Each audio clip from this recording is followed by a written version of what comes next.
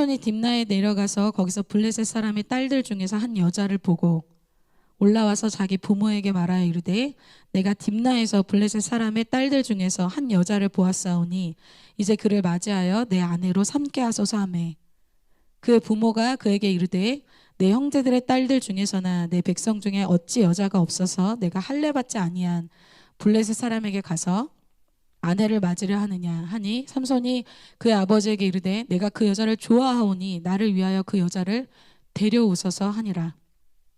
얼마 후에 삼손이 그 여자를 맞이하려고 다시 가다가 돌이켜 그 사자의 주검을 본즉 사자의 몸에 벌떼와 꿀이 있는지라. 손으로 그 꿀을 떠서 걸어가며 먹고 그의 부모에게 이르러 그들에게 그것을 들여서 먹게 하였으나 그 꿀을 사자의 몸에서 떠왔다고는 알리지 아니하였더라. 아멘. 네, 오늘 말씀의 제목은 실패하는 라이프 스타일을 떠나라입니다. 떠나는 역사가 일어날 줄 믿습니다. 이번 주에 저희가 대학부랑 고등부랑 연합해서 청덕고등학교를 이렇게 전도했습니다. 여러분 고등학교 시절 기억나세요? 너무 오래전이죠? 참 고등학교 때가 저는 아주 오래전이지만 오래 전이 아니신 분들도 있죠. 참 고등학교 때는 뭔가 같이 있고 또 뭔가 forever 같이 뭔가 끝까지 이렇게 있을 것 같은데 이제 졸업하고 또 대학생이 되고 20대가 되고 처음 시작은 같은데 이제 마지막 마무리 졸업할 때 또 대학교 또 같이 있을 땐 모르는데 졸업할 때 이 모습들이 다 다릅니다. 그래서 처음 시작은 같지만 이 마지막이 다른 우리의 인생을 우리가 실제로 옆에서 우리 친구들과 나의 모습을 통해서 보기도 하고 또 성경에서도 그런 모습이 많이 나옵니다. 근데 대부분 이렇게 생각합니다. 사람들이 우리의 삶에 이 크게 인생이 이렇게 나뉘어지는 것은 어떤 큰 사건 때문에 우리의 인생이 이렇게 나누어진다고 생각해요. 뭐 수능 때문이라든지 취업 때문이라든지 뭐 그것 때문에 우리의 인생이 나뉘어진다고 생각합니다. 그런데 성경에서는 그렇지 않다고 말씀하고 있어요. 성경에서 이스라엘 백성은 출애굽을 다 같이 했어요. 그리고 홍해가 갈라지는 놀라운 큰 은혜도 같이 받았습니다. 시작이 같았다라는 거예요. 그런데 어떻습니까? 그들의 마지막이 이스라엘 백성의 대부분의 99.9%는 다 광야에서 죽었습니다. 여호수아 갈렙만 가나안으로 들어갔다는 거예요.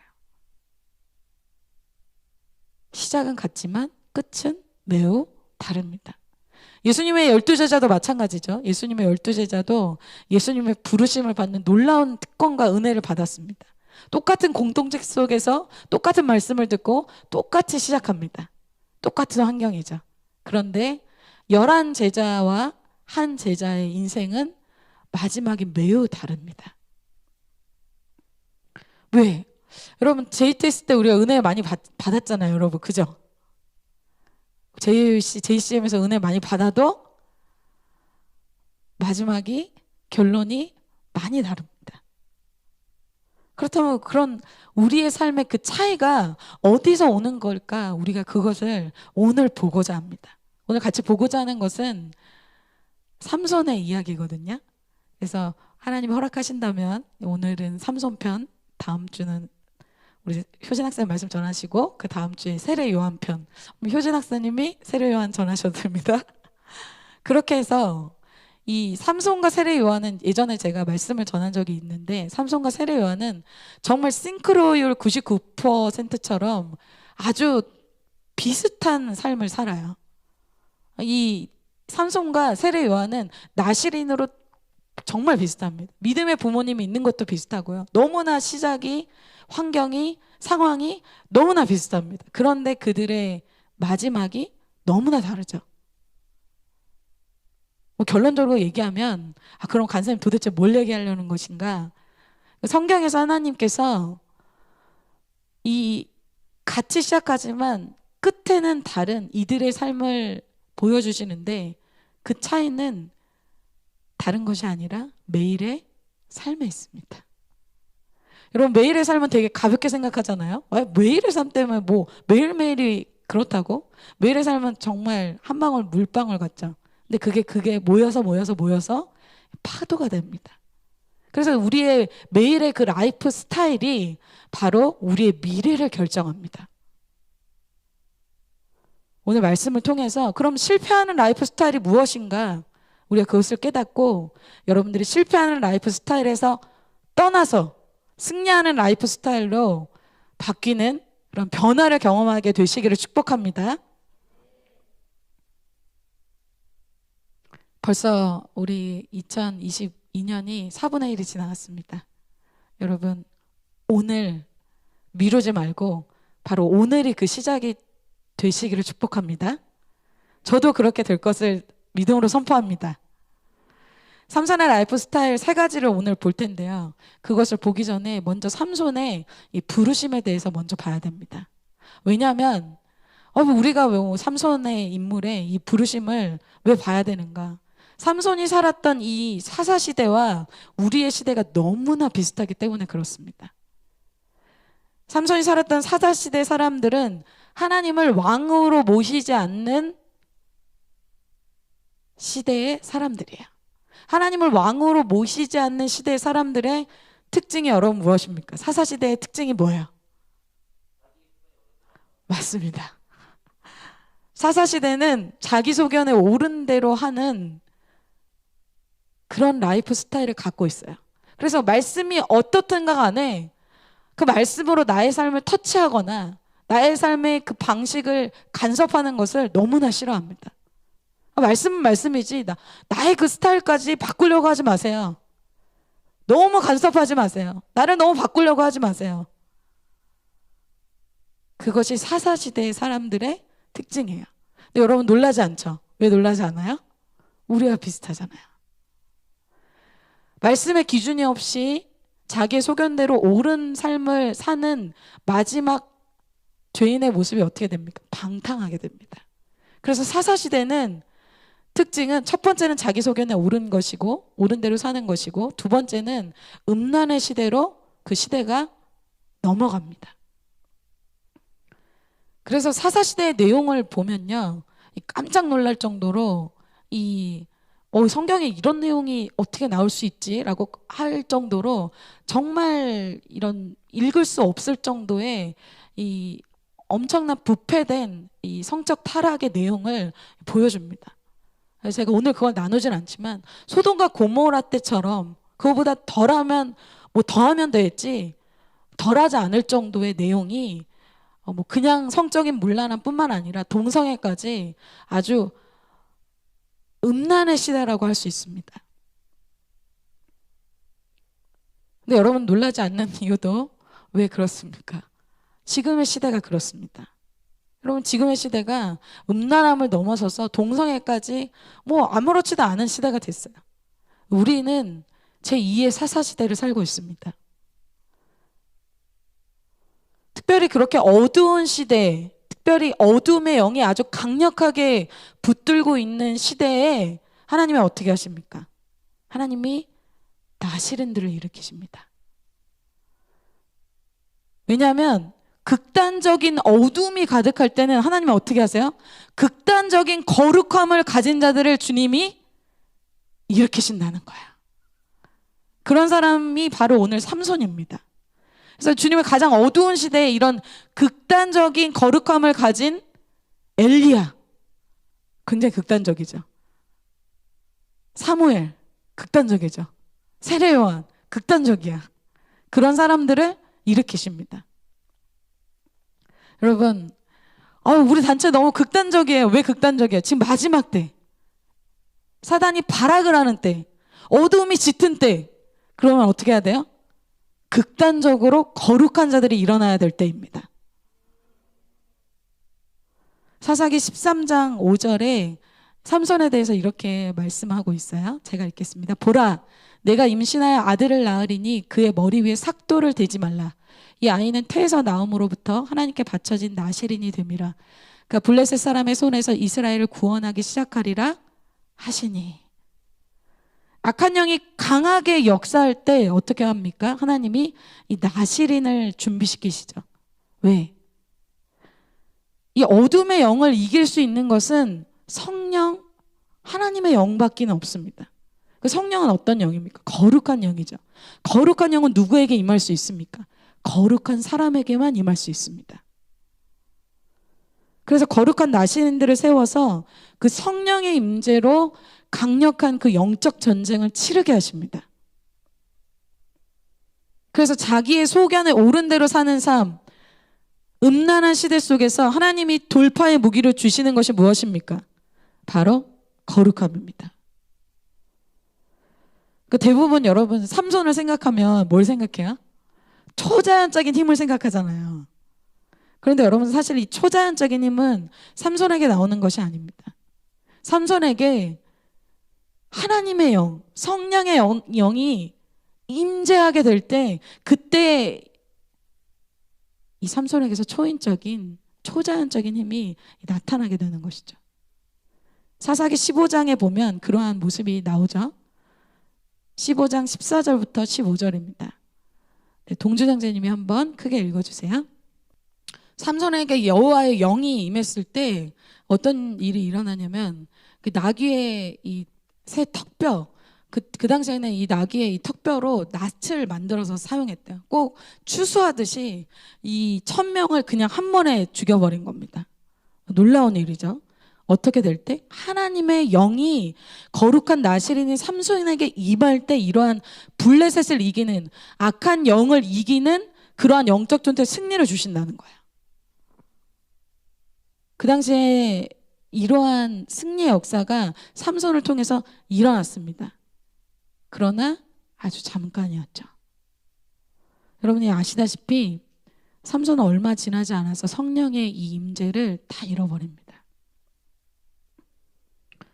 그리고 그것은 단번에가 아니라 하루하루 삼손의 이 매일의 삶에서 점진적으로 성령의 임재를 잃어버리게 됩니다.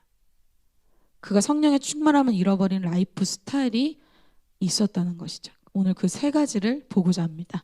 삼손의 라이프 스타일입니다. 오늘 삼손의 라이프 스타일을 세 가지로 볼 텐데요. 이 세 가지 스타일 때문에 삼손은 처참하게 실패하게 됩니다.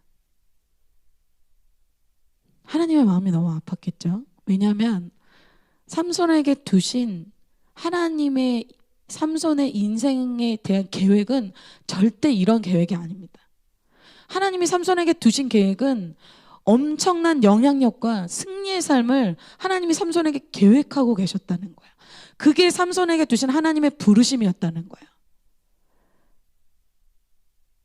그런데 문제가 뭐예요? 그 삼손의 라이프 스타일이 변화되질 않아요. 하나님이 한 번에 이 삼손이 죄를 지었다고 해서 또 한 번 거룩함을 타협했다고 해서 하나님의 임재를 걷어가시진 않았습니다. 매번 몇 번 계속해서 하나님의 임재를 주시고 회복을 주시고 계속 그렇게 하시는데도 무엇이 바뀌지 않습니까? 삼손의 라이프 스타일이 바뀌질 않는 거예요. 그렇다고 하면 어떻게 해야 될까요? 삼손의 라이프 스타일이 바뀌어야지 삼손이 다른 데 간다고 해서 다른 사람을 만난다고 해서 또 다른 은혜를 받는다고 해서 달라질까요? 그것이 바로 이번 연도 우리에게 주신 은혜에서 찌꺼기를 제거하라는 그 말씀과 같습니다. 왜? 하나님이 우리를 은그릇과 금그릇으로 부르시는 계획이 있어요. 그렇다 할지라도 하나님이 우리에게 두신 계획이 아무리 놀랍더라도 아무리 금그릇이어도 그 안에 찌꺼기가 있는 이상은 하나님이 사용하실 수 없다는 겁니다. 성령의 기름 부심을 수련을 통해서 아니면 예배를 통해서 기도를 통해서 여러분들 은혜를 못 받지 않아요. 은혜를 많이 받습니다. 그런데 어때요? 집에 돌아가서 우리의 삶에 진짜 돌아가면 우리 혼자 있는 삶에 돌아가면 우리 안에 찌꺼기들이 아직 그대로 있죠. 계속해서 그 은혜와 성령의 기름 부심이 새어나가는 삶을 삽니다. 그렇다면 찌꺼기를 먼저 제거해야겠죠. 그것이 빠른 길입니다. 그래서 삼손이 결국에 실패하는 것은 블레셋이 강해서가 아니에요. 우리의 적인 사단이 너무 강해서 우리가 패배하는 것이 아니라는 거예요. 예수님이 이미 십자가에서 사단의 머리를 밟으시고 승리를 우리에게 주셨습니다. 보장된 승리가 우리에게 있습니다. 여러분 아멘이십니까? 그러니까 예수님의 이름으로 우리가 예수 그리스도의 이름과 예수님의 보혈의 능력으로 우리는 승리하는 삶을 부르셨다는 거예요. 그러나 그 예수 그리스도의 보혈의 능력과 승리를 무기력하게 만들 수 있는 단 한 사람이 있는데 그 사람이 삼손 자신입니다.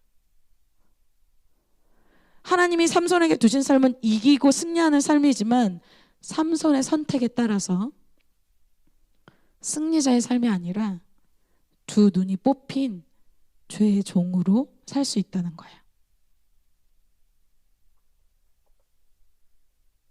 그래서 매일매일 나의 삶의 스타일이 바뀌지 않으면 주님이 주신 승리, 주님이 주신 계획, 주님이 주신 좋은 은사들, 이 모든 것들이 사장됩니다. 그래서 이 싸움은 블레셋과의 싸움이 아니라 삼손 나 자신 안의 싸움이라고 말할 수 있습니다. 오늘도 여러분 말씀 들을 때 여러분의 안에 싸움이 일어날 거예요. 아닌데? 난 그런 사람 아닌데? 이런 마음을 여시고 갑옷을 벗으시고 여러분의 얘기로 여러분을 고치시려고 하시는 의원의 그 손길, 성령 하나님의 그 말씀에 여러분을 맡기시길 바랍니다.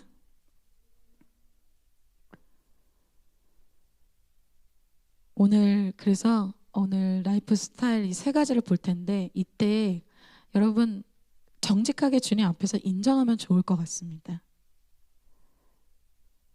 주님 앞에서 포장할 필요가 없습니다. 주님이 이미 알고 계십니다.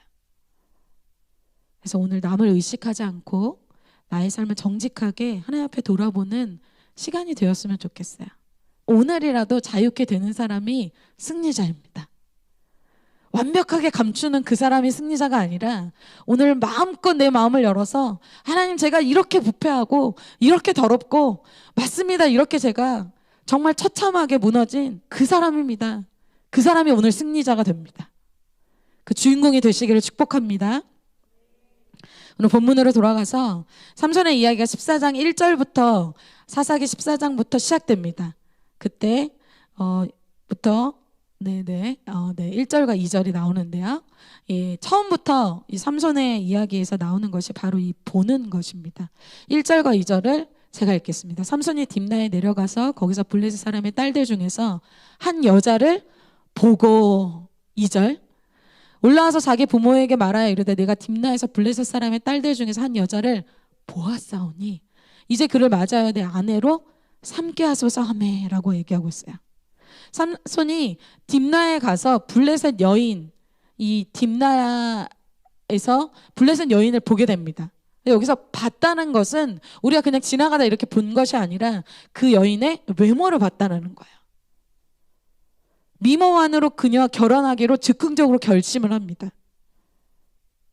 그러니까 이 오늘 삼손의 첫 이 모습부터 어떤 것이 나오냐면 보는 것을 통해서 이 삼손이 충동적인 죄를 짓는 것이 반복적으로 나옵니다. 이건 뭐예요? 삼손의 이 라이프 스타일이 안목의 정욕에 사로잡혀 있다는 거예요. 첫 번째는 안목의 정욕입니다. 하나님의 부르심을 받은 이 삼손의 삶에서 첫 번째 나오는 이 모습이 다른 모습이 아니라 딥나에 있는 그 여인 블레셋 이방 사람 여인을 보고 충동적으로 결혼을 결단하는 모습이 나오고 있어요. 하나님의 사람으로서 특별히 나시린으로서는 전혀 상상할 수 없는 이러한 모습이 처음부터 나온다는 거예요. 그래서 그의 부모가 이렇게 대답하죠. 3절입니다. 영진 자매님이 한번 읽어주세요.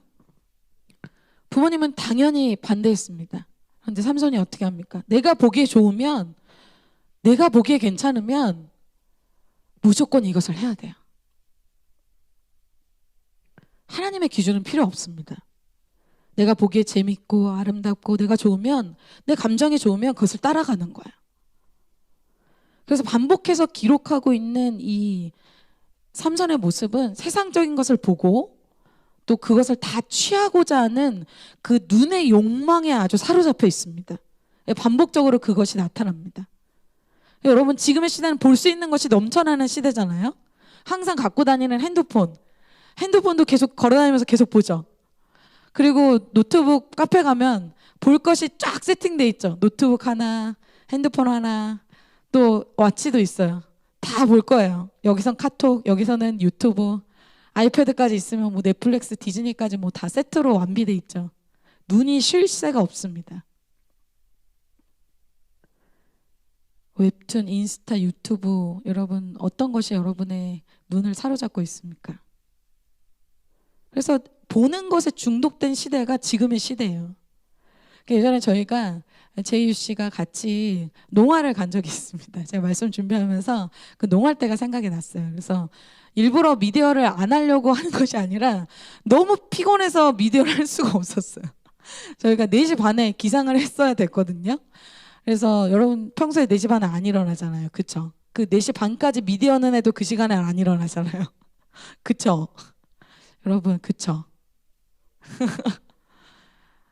그래서 저희가 이제 4시 반에 일어나서 딸기를 따고 또 깻잎 심고, 그리고 결국엔 너무 지쳐서 돌아가는 길에 이제 그 시골길을 걸어가는데 그냥 개구리 있고 뭐 곤충 있고 그냥 불도 다 꺼져 있어요. 다 빨리 주무셔서, 시골에 이제 할아버지 할머니밖에 안 계시잖아요.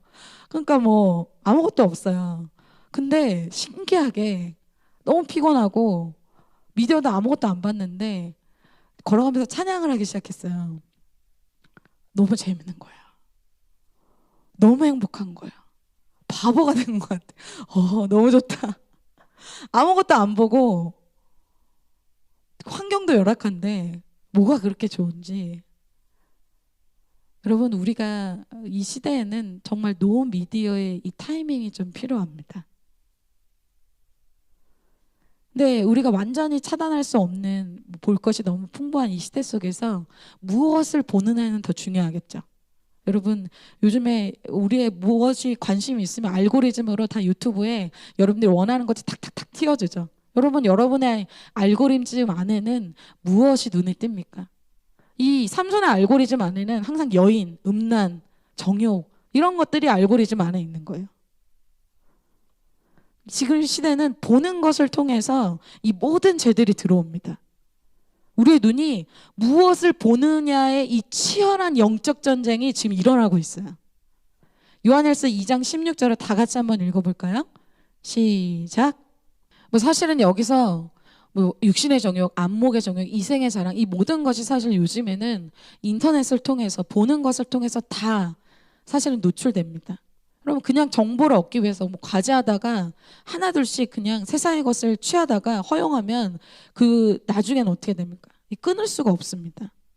계속 주식을 봐야 되고, 계속 음란한 것을 봐야 되고, 계속 보는 것을 멈출 수가 없어요. 새벽까지 보게 되고 아침이 됩니다. 그런데 여러분, 여기서 한 가지 알아야 될 것은, 삼손은 블레셋의 손에서 이 와중에도 블레셋의 손에서 이스라엘을 구원하는 그 일을 해낸다는 거예요. 그 얘기는 뭡니까? 삼손이 이후에 이러한 안목의 정욕의 죄를 짓고 나중에 더 심각한 죄를 지어도 삼손은 블레셋과 싸움에서 이기고 승리합니다. 이 얘기는 뭐예요? 우리가 삼손과 같이 죄를 짓고도 하나님의 일을 성공적으로 보이는 일을 할 수는 있다는 것입니다. 큐티도 참석하고 예배도 참석하고 1대1도 할 수 있고 전도도 하고 모든 걸 할 수 있습니다. 삼손은 반복적으로 죄를 지으면서도 이러한 모든 일을 했습니다. 사람들에게 보이는 일에 성공하지만 주님의 일을 다 하고 나서는, 그러나 개인의 삶에 돌아가서는 철저하게 실패하는 삶을 삼손이 살았다는 거예요. 누구나 보여지는 그러한 업적이 많았던 사람이 이 삼손입니다. 그리고 또 누가 있을까요? 사도 바울이었어요. 사도 바울이 이런 고백을 했죠. 고린도전서 9장 27절 새 번역으로 이렇게 얘기하고 있습니다. 형제님들이 한번 읽어보겠습니다. 시작. 나는 내 몸을 쳐서 굴복시킵니다. 그것은 내가 남에게 복음을 전하고 나서 도리어 나 스스로는 버림을 받는 가련한 신세가 되지 않으려는 것입니다. 사도 바울이 남에게 복음을 전하는 놀라운 일을 행했지만 내가 그렇게 남에게 좋은 일, 복음을 전하는 일, 전도하고 양육하고 헌신하는 일을 하면서도 어떻게 될 수 있다? 도리어 나는 버림을 받는 가련한 신사가 될 수 있다라고 얘기하고 있다는 거야. 삼손의 삶이 이런 삶이었습니다. 보이는 블레셋과의 전쟁에서 멋지게 보이는 삶은 승리할 수가 있죠. 멋지게 찬양 인도할 수 있죠. 멋지게 내가 헌신할 수 있습니다. 내가 좋은 사람으로 저는 MW예요. 헌신하는 모습 보여줄 수 있습니다. 그런데 어때요? 개인의 삶에 들어가서는, 개인의 방에 들어가서는 결국은 자신은 실패한 인생이 되는 거죠. 눈의 욕망을 이기지 못하고 결국은 자신은 실패한 인생이 된 사람이 삼손입니다. 그래서 사도 바울이라 할지라도 오늘 이 고린도전서에 뭐라고 합니까? 나는 내 몸을 쳐서 굴복시킨다고 얘기해요. 그거 뭐예요? 내가 육신이 원하는 대로 하지 않고 그것을 쳐서 굴복시키는 반대로 행한다고 말하고 있어요. 그것을 어떻게 했다? 사도 바울이 날마다 죽노라 고백하면서 했습니다. 그래서 마지막까지 사도 바울이 승리할 수가 있어요.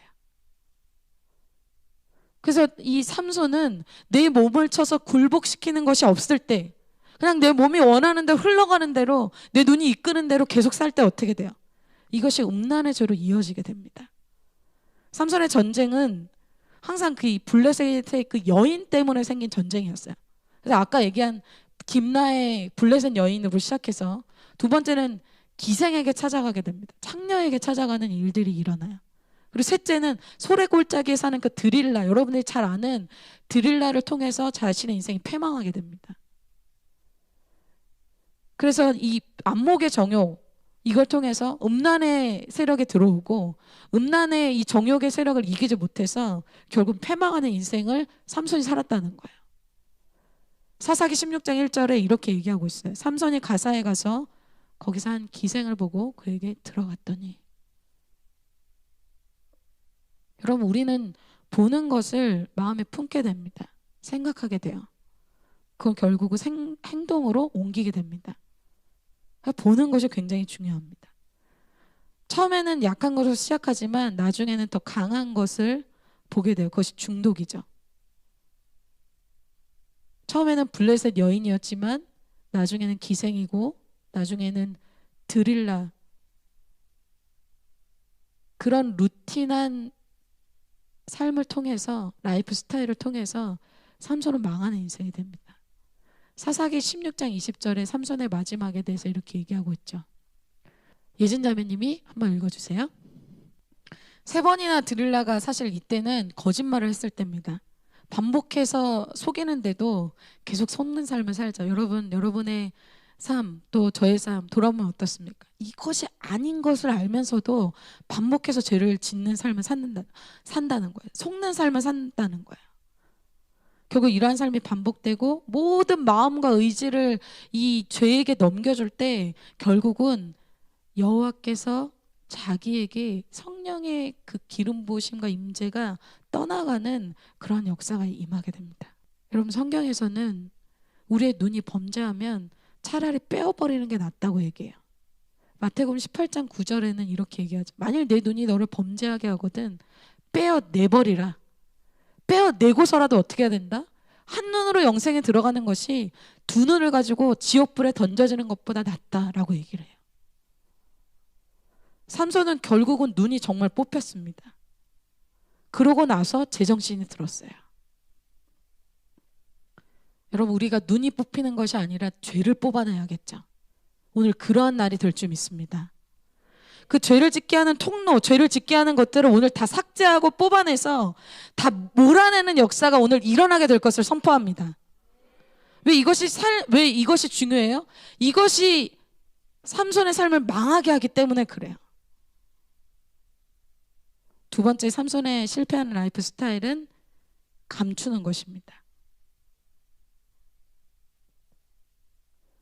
그가 딥나의 이 블레셋 여인을 맞이하라고 다시 내려갈 때 오늘 그 내용을 읽진 않았습니다. 원래 삼손이 젊은 이 사자, 이 혈기왕성한 사자를 찢어서 죽인 사건이 나오는데 그걸 저희가 읽진 않았어요.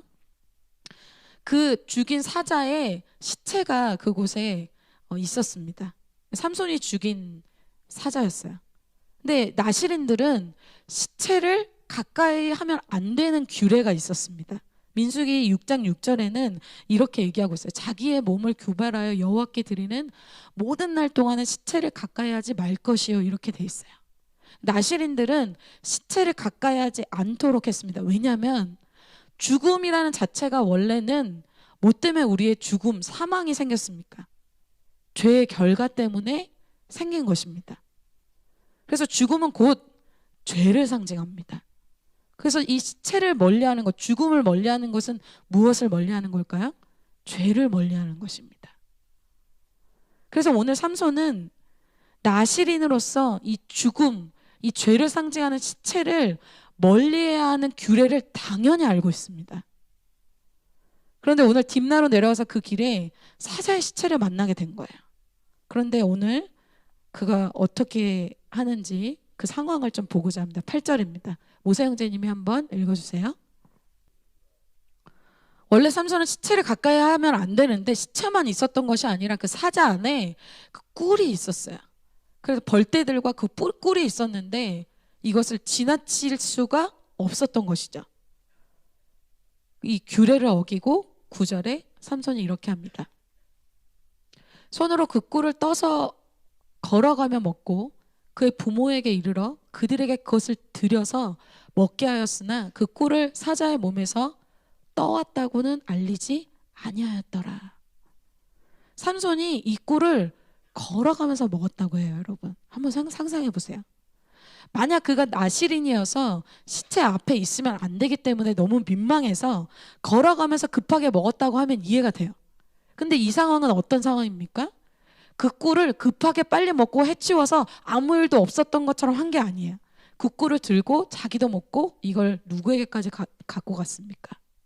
부모님에게까지 갖고 가서 그 꿀을 드시게 했다는 거예요. 삼손에게서 어떤 양심의 가책이나 죄책감이나 망설임이 보이지 않습니다. 그리고 자신의 부모에게서 이 꿀이 이 사자의 시체 안에서 나온 것이라고 말하지 않았죠. 감췄습니다.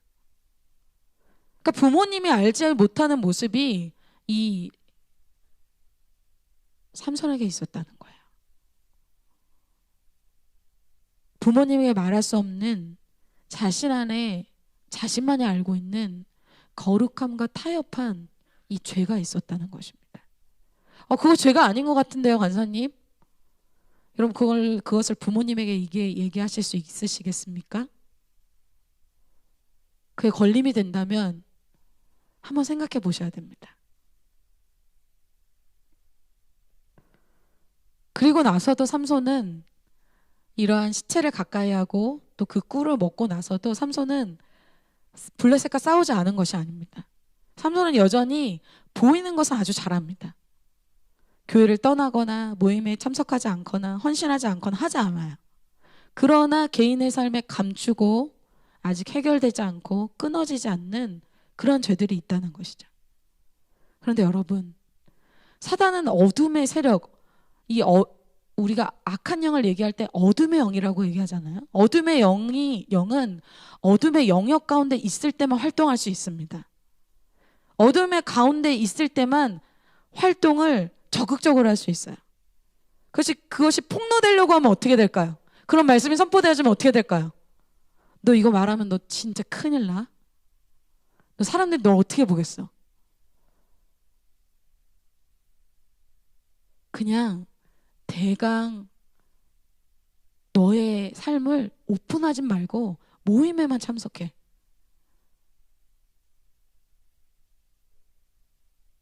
넌 그렇게 나쁜 사람이 아니야. 포장하게 하고 보호하게 하고 우리를 조정하죠. 여러분, 우리는 죄인이기 때문에 누구라도 죄가 있습니다. 여러분, 저도 있습니다. 그래서 우리에겐 예수님이 필요합니다. 아직 해결되지 않는 교만과 음란과 추악함과 더러움이 우리 안에 누구나 다 있습니다. 그래서 우리 모두가 갖고 있는 이 죄 문제를 해결해 주기 위해서 예수님이 오신 것입니다. 우리가 완벽하게 정말 잘 해낼 수 있다면 예수님이 왜 오셔야겠습니까? 예수님이 우리에게 왜 필요하겠습니까? 우리가 못하기 때문에, 우리가 이것을 해결할 수 없기 때문에, 그래서 예수님이 이 죄 문제를 해결해 주기 위해서 오신 것입니다. 그래서 예수님이 받으시는 기도에 대해서 누가복음에 이렇게 얘기하잖아요. 한 명이 바리새인은 기도할 때 저는 저 사람과 다릅니다. 주님, 저는 저 사람보다 이것을 잘하고 저것을 잘하고 이렇게 헌신하고 있습니다. 한 명의 세리는 멀리 서서 고개도 들지 못하고 그렇게 기도합니다. 그 기도가 주님이 받으시는 기도라고 하는데, 주여 나는 죄인입니다. 멀리 서서 바라보지도 못하고 엎드려서 자기의 죄를 고백하는 그 세리의 기도를 주님이 받으셨다라고 얘기합니다. 여러분, 우리는 우리의 기도의 내용과 예배의 내용이 바뀌어야 됩니다.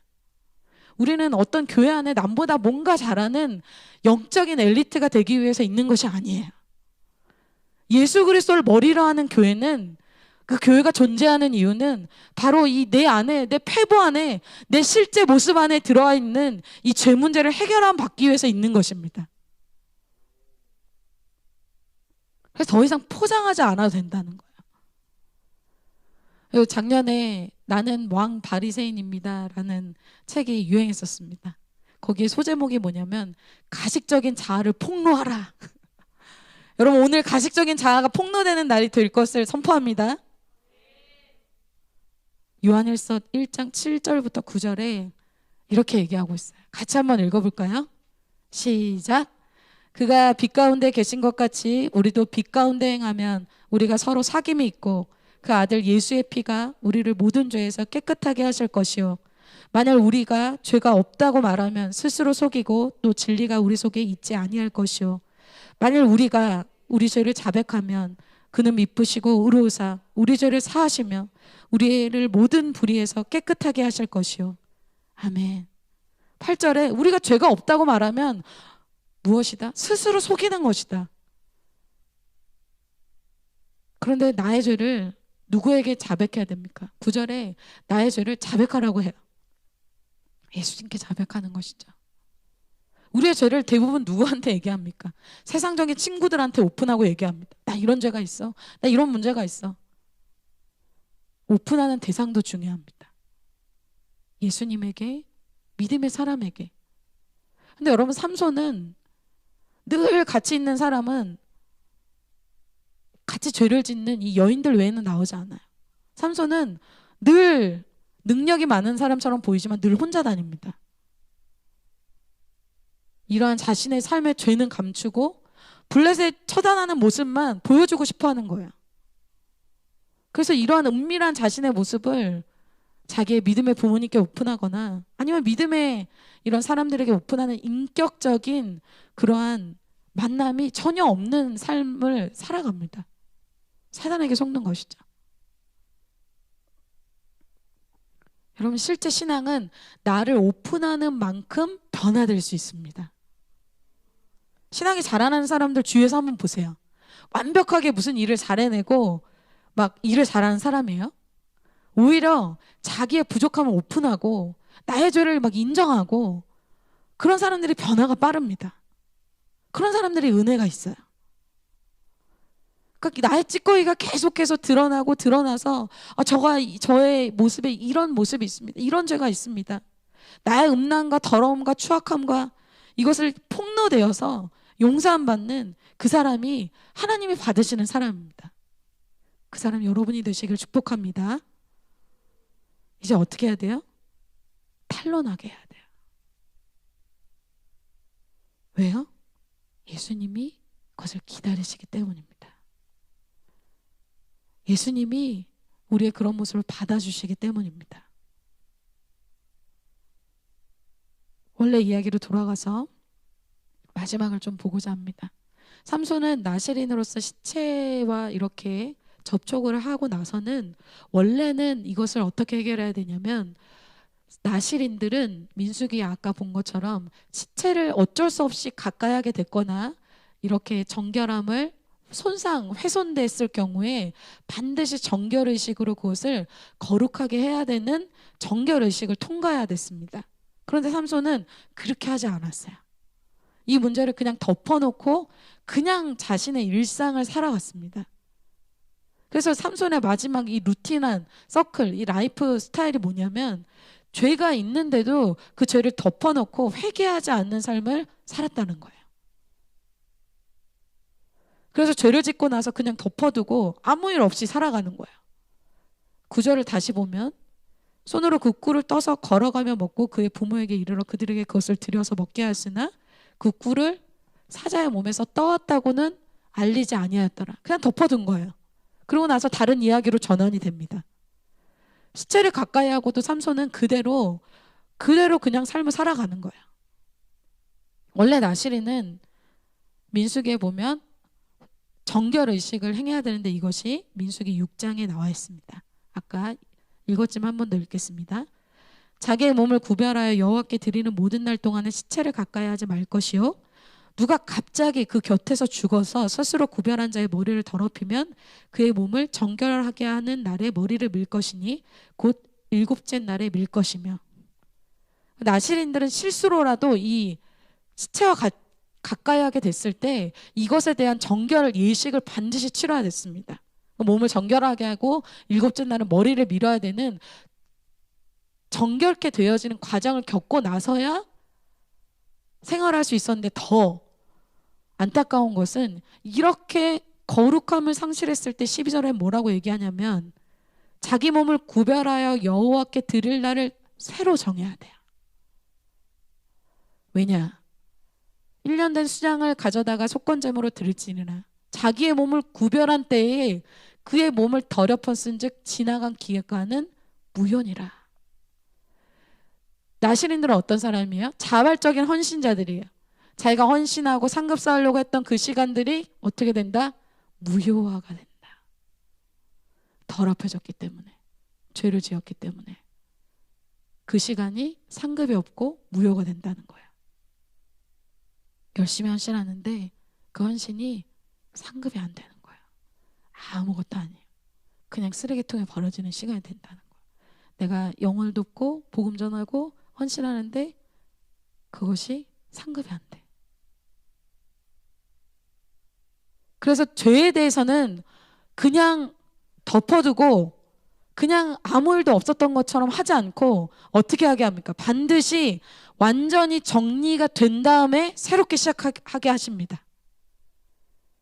그래서 삼손의 삶에는 오늘 시체를 가까이 한 것에 대해서, 정결 예식에 대해서, 또 삼손이 나중에 기생에 들어가서 음란한 행위를 한 이것도 아무런 회개도 이 삼손의 삶에 나오지가 않아요. 그냥 나의 헌신으로 덮고 나의 공로로 덮고 블레셋과 이겼으니까 그걸로 덮습니다. 이런 라이프 스타일로 살았던 삼손의 최후가 어떻게 됩니까? 사사기 16장 21절에 이렇게 얘기하고 있죠. 지연 학사님이 한번 읽어주세요.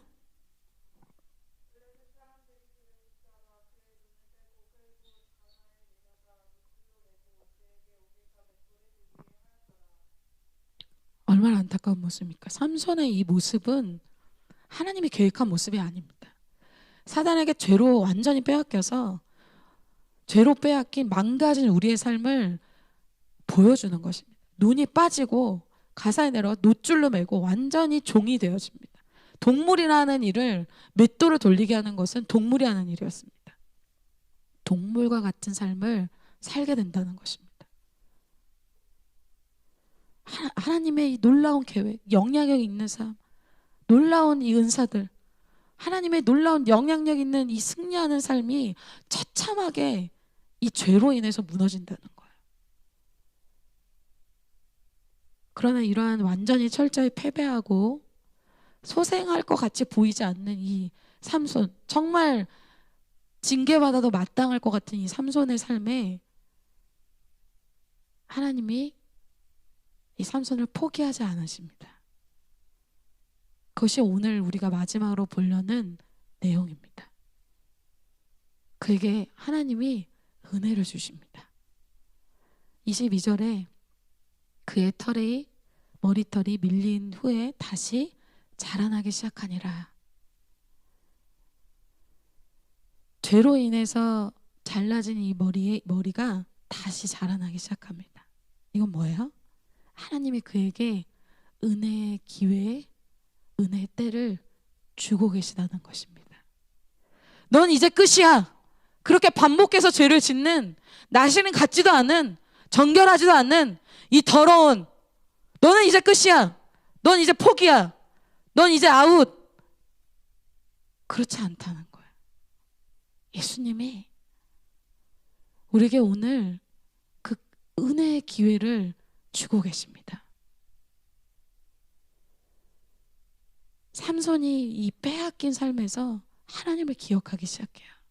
하나님께 부르짖기 시작합니다. 28절에 삼손이 여호와께 부르짖어 이르되 주 여호와여 구하옵나니 나를 생각하옵소서. 하나님이여 구하옵나니 이번만 나를 강하게 하사 나의 두 눈을 뺀 블레셋 사람에게 원수를 단번에 갚게 하옵소서. 이전에 성령의 임재보다 회개했을 때 삼손에게 성령의 임재가 더 강력하게 임하게 됩니다. 주님이 회개하는 이 죄인에게 은혜를 더하여 주십니다. 결론이에요. 여러분, 회개는 내가 하고 싶다고 되어지는 것이 아닙니다. 회개는 회개 은혜가 있어야 됩니다. 회개의 말씀이 선포될 때 그 기회를 붙잡아야 됩니다. 회개가 뭐예요? 돌이키는 것이죠. 180도로 그 나의 실패하는 라이프 스타일을 버리는 겁니다. 오늘 이 실패하는 그 라이프 스타일을 벗어나서 여러분의 삶에 다시 새로운 승리가 임하게 될 것을 선포합니다. 그래서 다시 성령의 임재를 다시 배로 회복하는 그런 승리의 역사가 여러분의 일어나게 될 것을 믿고 선포합니다.